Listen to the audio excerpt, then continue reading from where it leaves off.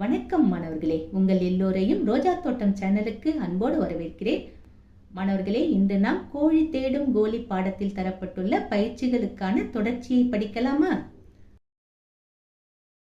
26வது பக்கத்தை எடுத்துக்கோங்க. அங்க கேட்டு விடை கூறுக நிற்கா, காற்றில் மனம் நிற்கா. அங்க என்ன இருக்கு? மாறனின் குரல் கேட்டு விரைந்து வந்தார் அம்மா. விமலாவும் மாறனும் ஒரு பொம்மைக்காக சண்டை போட்டுக் கொண்டிருந்தனர். விமலா, தம்பியை அழ வைக்காதே, சேர்ந்து விளையாடுங்கள் என்று கூறிய அம்மா சமையல் அறைக்குள் ஓடினார். பின்னாலேயே ஓடிய விமலாவுக்கு ஏதோ ஒரு வேறுபட்ட மனம் வருவது தெரிந்தது. இது என்ன மனம் அம்மா என்று கேட்டாள் விமலா. பால் பொங்கி அடுப்பு அணைந்துள்ளது, அதனால் எரிவாயு கசிந்து கொண்டிருக்கிறது என சொல்லிக்கொண்டே எரிவாயுவை நிறுத்தினார் அம்மா. உடனே விமலா மின்விசிறியை இயக்கச் சென்றாள். வேண்டாம் விமலா, இப்போது மின்சாதனங்களை இயக்கக்கூடாது, அது விபத்தை ஏற்படுத்தும் என்றார் அம்மா. உடனடியாக கதவு சன்னல்களை திறந்து விட்டார். அங்கிருந்து இருவரையும் வெளியே அழைத்து வந்தார். பதற்றம் இல்லாமல் எச்சரிக்கையுடன் செயல்பட்ட அம்மாவை அன்பாக பார்த்தாள் விமலா. அதாவது கேஸ் லீக்கா இருந்தது. கேஸ் லீக்கா இருக்கும்போது நாம எந்த சுவிட்சையும் ஆன் பண்ணக்கூடாது. அங்க இருக்கிற கதவு ஜன்னல் எல்லாம் திறந்துட்டு காற்றோட்டமா பண்ணிட்டு நாம வெளியில வந்துடணும். இதுதான் அந்த அம்மா செய்தாங்க. இப்போ கீழே 2 தொடர்கள் தரப்பட்டிருக்கு. என்னென்னு பார்ப்போமா? விமலா எரிவாயு கசியும் போது ஏற்படும் மனத்தை இப்போதுதான் கண்டுபிடிக்க தெரிந்து கொண்டாள். விமலா எரிவாயு கசியும் போது ஏற்படும் மனத்தை முன்னரே கண்டுபிடிக்க தெரிந்திருந்தாள். இது எது சரி? முதல்ல சொன்னதுதான் சரி. அவளுக்கு இப்பதான் தெரியும் இல்லையா?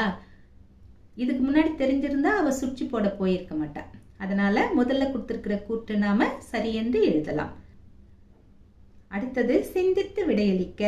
நான் ஒரு கோழி, இரையை கொத்தி தின்கிறேன், கூடை அருகில் இருக்கிறேன். 3 தொடர்களுக்கும் உரிய ஒரு படம் எது? இங்க 3 படங்கள் தரப்பட்டிருக்கு. முதல் படம் என்ன? நான் ஒரு கோழின்னு கொடுத்துருக்காங்க. ஆனா இங்க இருக்கிறது சேவல், கோழி கிடையாது. அதனால முதல் படம் தவறு. 2வது படம் பாருங்க. ஆமா, இங்க இருக்கிறது ஒரு கோழிதான். அது இரையை கொத்தி தின்னுதா? ஆமா, இரையை கொத்தி தின்னுது. அதுக்கப்புறம் கூடை அறையில் இருக்கேன்னு இருக்கா? ஆமா, இது பக்கத்துல கூடை இருக்கே. ஆமா, இந்த படம் சரி. அடுத்த படத்துக்கு வாங்க. நான் ஒரு கோழி. ஆமா, இங்க இருக்கிறது கோழிதான். இரையை கொத்தி தின்கிறேன். ஆமா, இங்கே இரையை கொத்தி தான் தின்னுது. கூடை அருகில் இருக்கிறேன். இல்லையே, இது பூந்தொட்டி அருகில் இருக்கு. அதனால இந்த படம் தவறு. நடுவில் இருக்கிற படத்தை நாம டிக் போட்டுக்கலாம். அடுத்து பாருங்க, படித்து விடை எழுதுக. எங்கே போனது? எது போனது? ஒன்னும் புரியலையே, வாங்க படிச்சு பார்க்கலாம். அட, எங்கே போனது? தாத்தா தேடினார். மேசையின் மீது பார்த்தார், அங்கு இல்லை. புத்தகங்களுக்கு அருகில் பார்த்தார், அங்கும் இல்லை. அறை முழுவதும் தேடினார், எங்குமே இல்லை. எங்கேதான் போனது என சோர்ந்து நாற்காலியில் அமர்ந்தார். பூவிழி அங்கே வந்தாள். என்ன ஆனது தாத்தா என கேட்டாள். என் மூக்கு கண்ணாடியை காணவில்லை என்றார். ஹஹா என சிரித்தாள் பூவிழி. தாத்தா, உங்கள் நெற்றிக்கு மேல் தொட்டு பாருங்கள் என்றார். தலையை தொட்டு பார்த்தார் தாத்தா. அவருக்கும் சிரிப்போ சிரிப்பு. ஏன் என்று உங்களுக்கு தெரியுமா? கேள்வி கேட்டிருக்காங்க. 1. தாத்தாவின் மூக்கு கண்ணாடி எங்கே இருந்தது? மேசை மேல், புத்தகத்தின் மேல், தாத்தாவின் நெற்றிக்கு மேல். தாத்தாவின் நெற்றிக்கு மேலதான் இருந்தது இல்லையா? அதனால அதை நாம டிக் போட்டுக்கலாம். அடுத்தது 2வது கேள்வி என்ன? சரியா தவறா டிக் செய்கன்னு கொடுத்துருக்காங்க.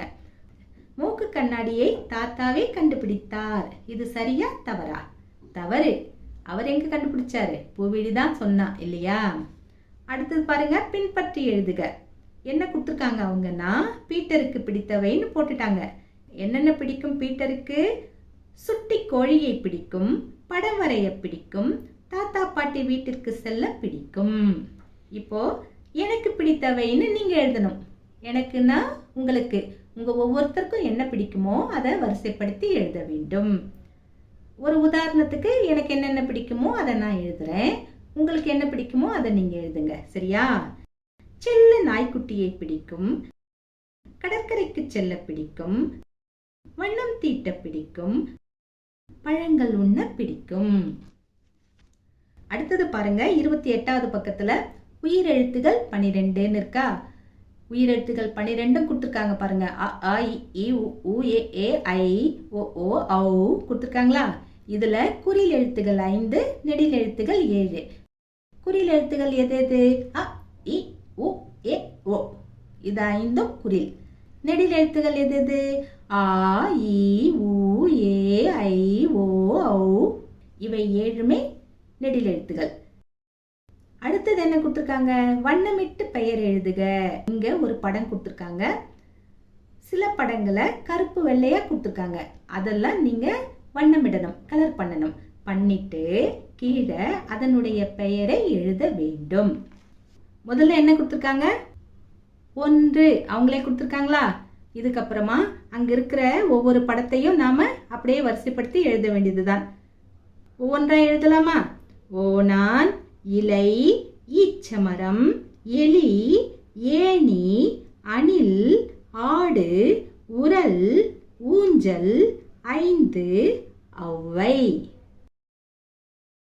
அதுக்கப்புறம் பாருங்க, 29வது பக்கத்துல மெய் எழுத்துகள் கொடுத்துருக்காங்க.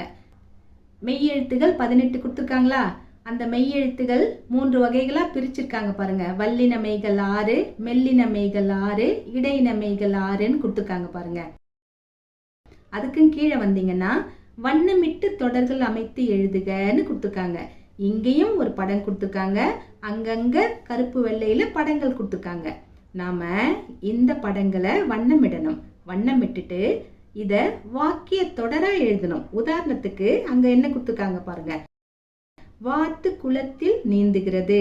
இங்க ஒரு வாத்து தண்ணியில நீந்துது இல்லையா? அதற்கு இந்த மாதிரி கொடுத்துருக்காங்க. இதே மாதிரி மற்றவைகளை நாம செய்யணும். செய்வோமா? குரங்கு வாழைப்பழம் தின்கிறது. தேல் மரத்தில் ஏறுகிறது. செடியில் தக்காளி பழுத்துள்ளது. மரத்தில் பப்பாளி பழுத்துள்ளது.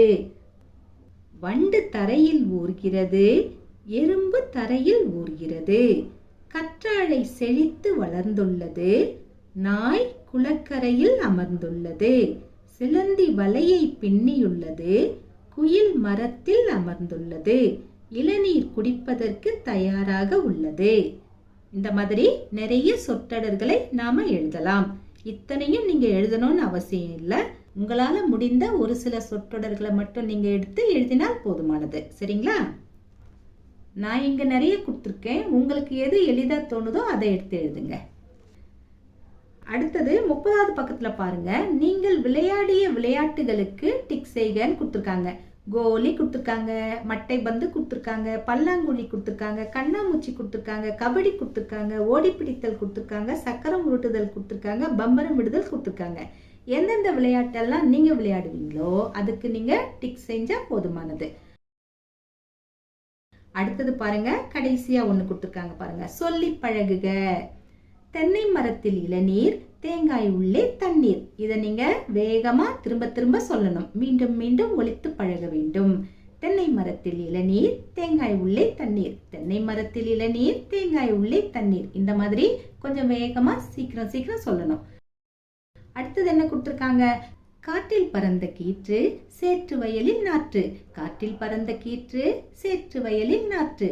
இந்த மாதிரி சொல்லணும். அடுத்தது என்ன கொடுத்துருக்காங்க? குழியில் விழுந்த வாலி, வாலிக்குள்ளே கோலி.